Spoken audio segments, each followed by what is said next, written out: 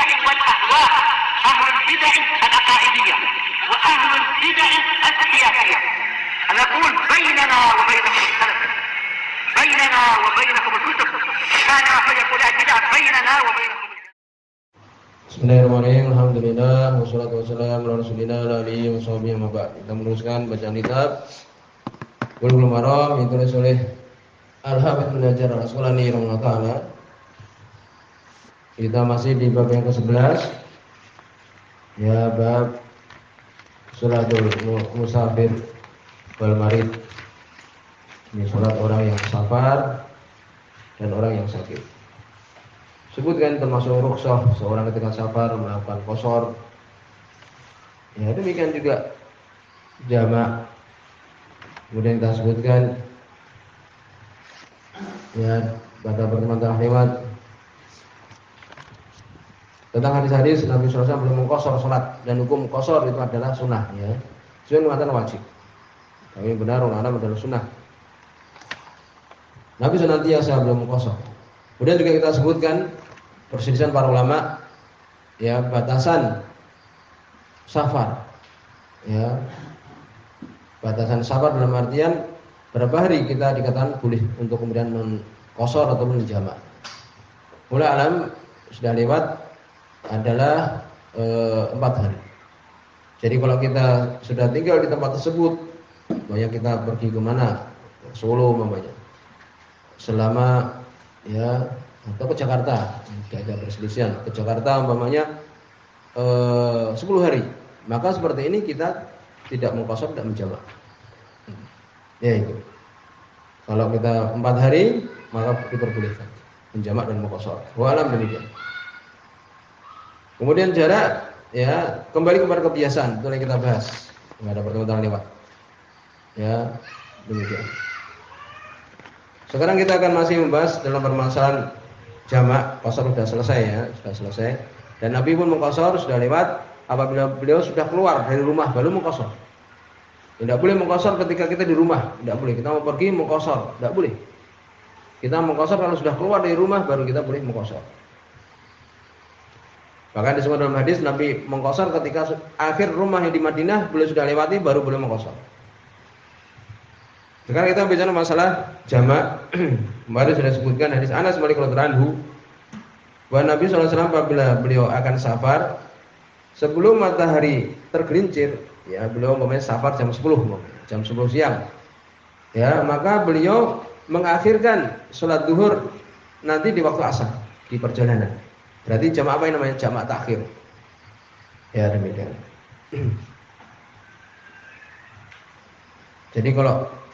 Jadi beliau kalau berangkatnya jam 10, maka nanti sholatnya duhur nanti di perjalanan di waktu asar.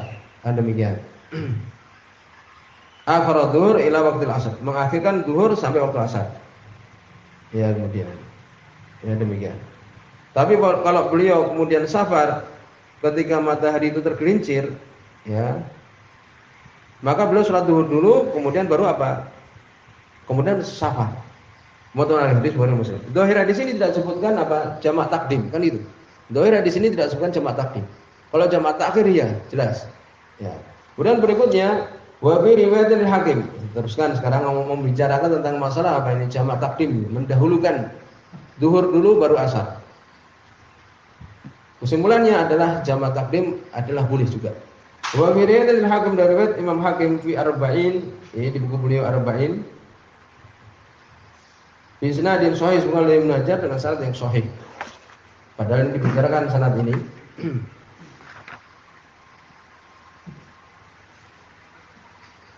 Ya disebutkan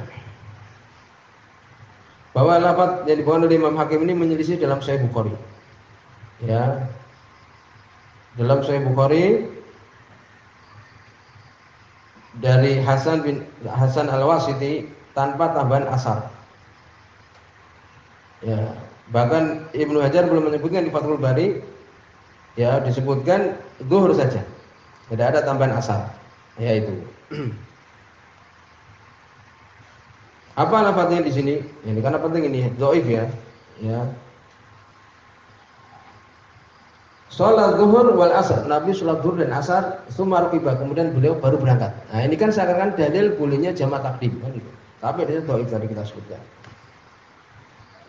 Tapi ada hadis yang lain yang menyebutkan bahwa boleh kita untuk menjamak takdim. Kalau jamak takhir sudah tidak ada perselisihan Bukhari Muslim.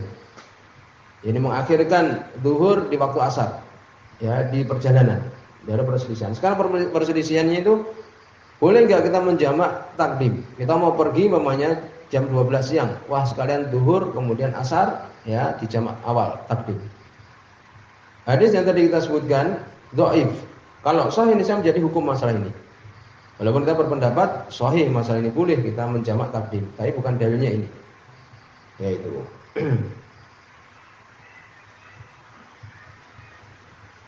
kemudian disebutkan ya Wali Abi Nuaim sekali menajar bukunya dan disebutkan oleh dan miliknya Abu Nuaim, ini bukunya Al-Imam Abu Nuaim Al-Asbahani fi Mustakhraj Muslim, di mustakhrajnya Imam Muslim.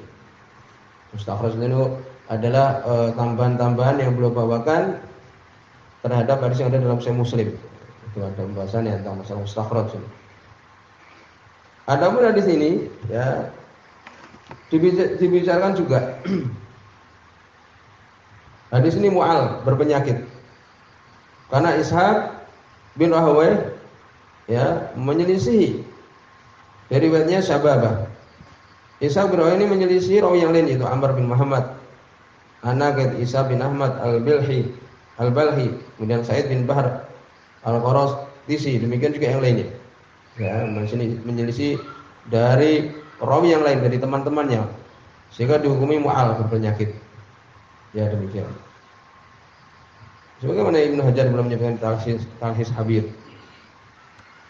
Lafadznya penting sebenarnya tapi dhaif ya. Karena idza kana fi safar, Nabi apabila dalam safar fazalati samsu dan matahari tergelincir, yakni jam 12 ya. Beliau mau safar nih, kira-kira jam 12 siang baru mau safar. Berarti kan sudah tergelincir matahari, sudah masuk waktu zuhur. Salat zuhur wal asar, beliau salat zuhur dan asar jami'an ya bersama-sama. Tsumma tahal, kemudian beliau baru berangkat. Nah, di sini kalau sahih seperti tadi, ini saya menjadi hukum masalah ini tapi dhaif, berpenyakit. Ya itu. Kemudian berikutnya hadis yang ke-10, yaitu hadis yang ke-406 buku ini, wa an Mu'adz bin Jabal, dari sahabat Mu'adz bin Jabal radhiyallahu anhu. Qala beliau mengatakan, ini riwayat Imam Muslim ini. Kharajna ma'a Nabi sallallahu alaihi wasallam, kami keluar bersama dengan Nabi sallallahu alaihi wasallam fi ghazwati Tabuk, di perang Tabuk. Yang waktu itu Ka'ab bin Malik terlambat, waktu itu tidak ikut perang ini ya.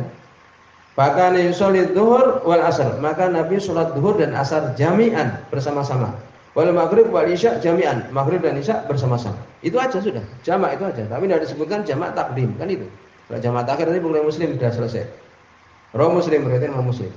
Dari sinilah para ulama berselisih. Jamak takhir yang mengakhirkan ya sholat zuhur di waktu asar, maka itu jelas sahih tadi. Sekarang jamak takdim. Hadis tadi dibawakan yang menghukumi masalah bolehnya jamak takdim adalah apa? Dhaif sudah kan? Ya demikian. Tetapi ulama tahu masalah ini jamak ya di antara dua sholat di waktu safar, adapun jamak takhir sudah jelas sahih. Jamak takdim yang benar adalah boleh. Dalilnya ya ini bisa ditulis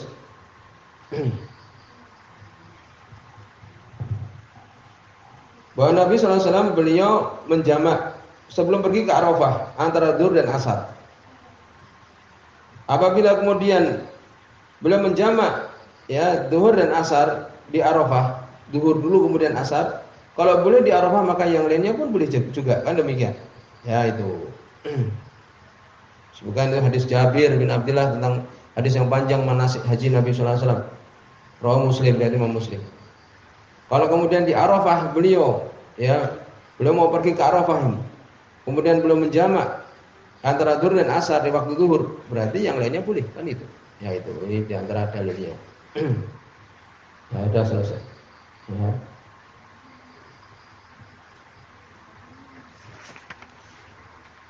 Berarti sekarang jamak takdim demikian juga jamak takhir adalah boleh, kan itu sudah selesai. Apalagi mungkin yang berpendapat seperti apa yang dibawakan oleh Ibnu Hajar di dalam hadis-hadis yang kita bawakan, ya semakin yakin dia bahwa boleh jamak takdim juga. Hanya saja hadis yang tadi disebutkan adalah dhaif, yaitu. Selesai sudah jamak takdim dan takhir boleh. Sekarang kalau kita nazil, apa safar nazil itu?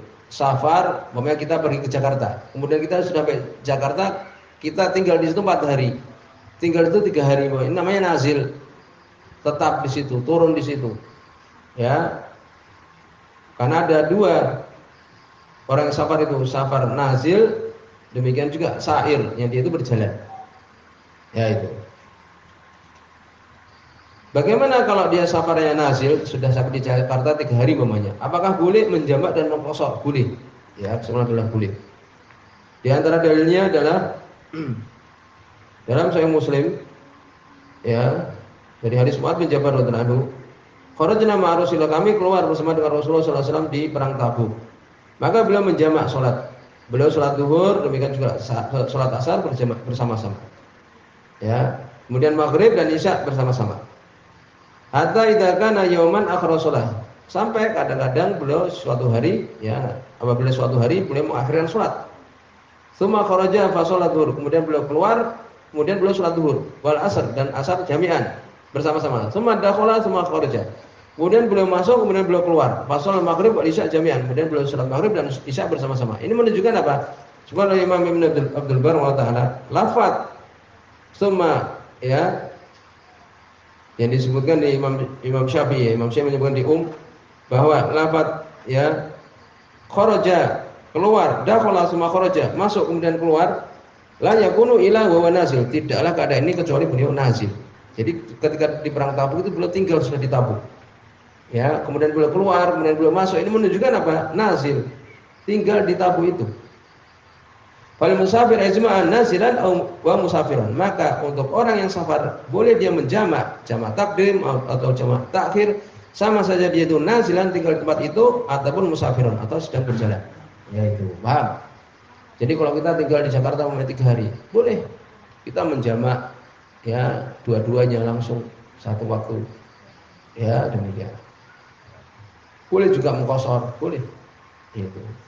Ya, ini tadi.